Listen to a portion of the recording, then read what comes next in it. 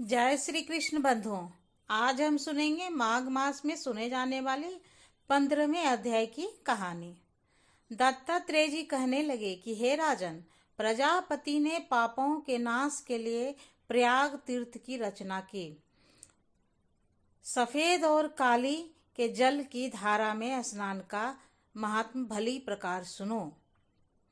सफेद, यहाँ पर सफेद जल गंगा जी को और काली यमुना जी के जल की धारा का नाम दिया गया है। जो इस संगम में माघ मास में स्नान करता है वह गर्भ योनि में नहीं आता। भगवान विष्णु की दुर्गम माया माघ में प्रयाग तीर्थ पर सब नष्ट कर देती है। माघ मास में प्रयाग में स्नान करने से मनुष्य अच्छे भोगों को भोगकर ब्रह्मा को प्राप्त होता है। माघ मास तथा मकर के सूर्य में जो प्रयाग में स्नान करता है उनके पुण्यों की गिनती चित्रगुप्त भी नहीं कर सकता। 100 वर्ष तक निराहार रहकर जो पुण्य प्राप्त होता है वही फल माघ मास में 3 दिन प्रयाग में स्नान करने से होता है।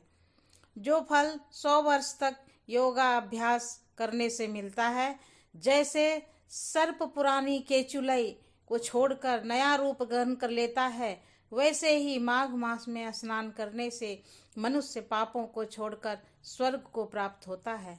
परंतु गंगा यमुना के संगम में स्नान करने से हजारों गुना फल मिलता है। हे राजन, जिसको अमृत कहते हैं वह यह त्रिवेणी ही है। ब्रह्मा, शिव, रुद्र, आदित्य, गंधर्व, लोकपाल, यक्ष, गुहाक, किन्नर, अनिमानी गुणों से सिद्ध तत्वज्ञानी ब्राह्मणी, पार्वती, लक्ष्मी, सची, नैना, दिति, अदिति, संपूर्ण देवपत्नियां तथा नागों की स्त्रियां, घृताची, मेनका, उर्वशी, रंभा, तिलोत्मा, अप्सरागण और सब पीतर मनुष्यगण कलयुग में गुप्त और सतयुग में प्रत्यक्ष सब देवता माघ मास में स्नान करने के लिए आते हैं। इन दिनों माघ मास में प्रयाग में स्नान करने से जो फल मिलता है वह ईश्वर ही कह सकता है, मनुष्य में कहने की शक्ति नहीं है। हजारों अश्वमेध यज्ञ करने से भी यह फल प्राप्त नहीं होता। पूर्व समय में कांचन मालिनी ने इस स्नान का फल राक्षस को दिया था और इससे वह पापी मुक्त हो गया था।